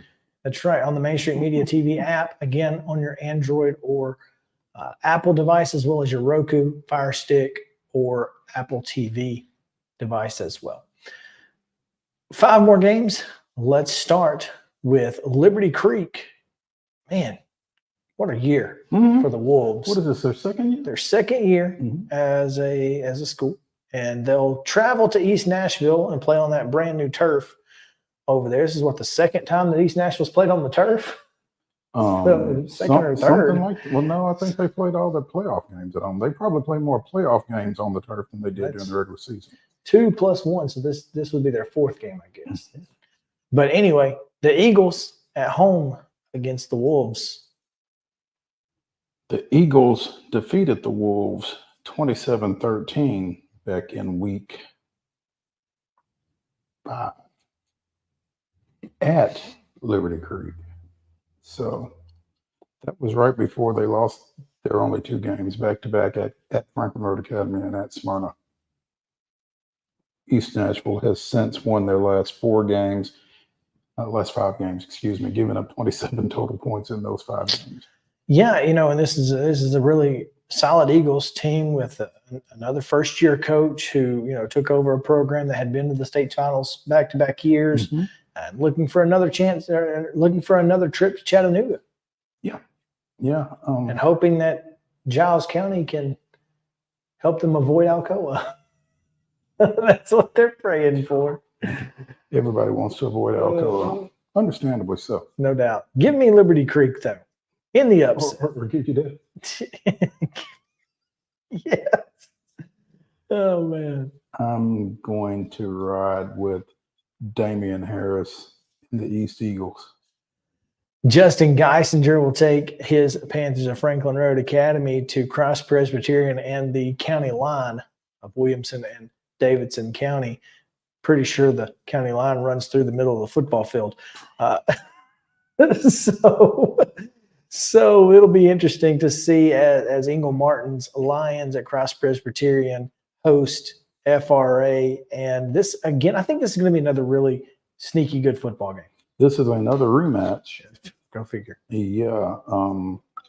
CPA won at home 24-7 in week 10. Ty Clark is a Mr. Football semifinalist for the Panthers, and he's dynamic. Dynamic. Yeah. It's a word we use a lot, but it fits. It fits. I've got the Panthers. You, like everyone else, have the Lions. Groupthink. Yeah. Well, I think it's groupthink for a reason, though. There you go. Yeah. Middle Tennessee Christian and Columbia Academy, another 4-4 tie before I made my pick. Oh, go ahead. I just want to mention, since I mentioned Ty Clark as a Mr. Football semifinalist, CPA's Cruz Law is as well. Yeah, not surprising. Yeah. Anybody who's seen him play is not surprised. Middle Tennessee Christian is at Columbia Academy. Speaking of Mr. Football semifinalists, Eli Wilson for Middle Tennessee Christian and Monte Baldwin for Columbia Academy, two great running backs. This is going to be another fantastic football game. And again, like I said, it was a 4-4 tie before I made my pick, so I had to make a pick, and I did. And we'll talk more in depth about this one also on the Main Street Murray High School Football Preview Show at 6 o'clock tonight. We fresh out the box. Fresh out the box, it will be, yes, no doubt. I, as do you, have picked the Bulldogs, the homestanding Bulldogs. We have picked the homestanding Bulldogs, despite the fact that Middle Tennessee Christian came to Columbia and won 33-31 in triple overtime in week 1. Obviously, both those teams have gotten better since then.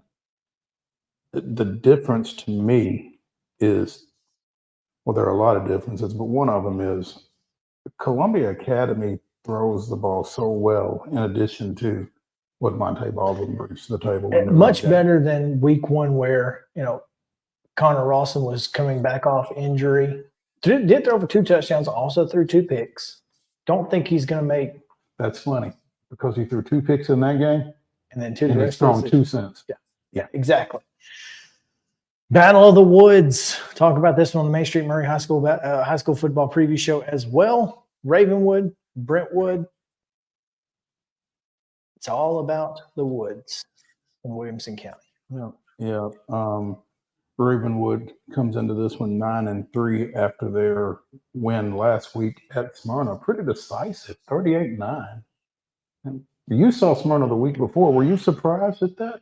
And Thomas Jones going out in the first quarter against Independence made a big difference. I think Ravenwood had the ability to prepare for their backup running back, which is a little different style of runner.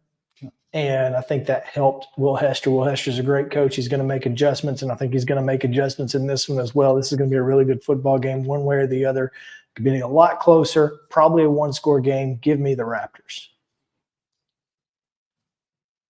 Ravenwood's certainly been tested, as I was going to say. They're 9-3. Their 3 losses are to Alcoa, Oakland, and Brentwood. The latter 17-0 in the final week of the regular season.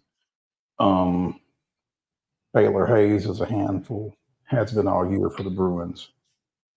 As you saw last weekend in Brentwood's win over Summit, Clayton Merrill is a handful. Golly. Every time you need a play, he's there to make it. Every time. And find number 4. That's it. That's the game plan. Find number 4. And if Baylor Hayes finds him more often than the Ravenwood defense does, that's a problem. Yeah. And I think it will be. I think this is a close ball game. I think Brentwood pulls it out. Finally, Battle of the Borough, crosstown rivals, Oakland, Riverdale. This is as old school as it gets. It's pretty old school. So here we go. Yep. Game of the week, Main Street Preps, Oakland at Riverdale for the first time since 2011. Will the Warriors host a quarterfinal game? It's going to be an electric atmosphere. It's going to be a Patriot victory.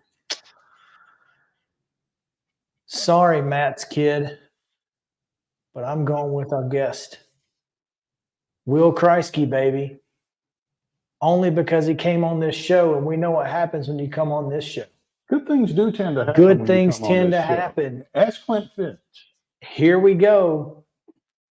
The run ends for both Maryville last week. And Oakland this week? And Oakland this week.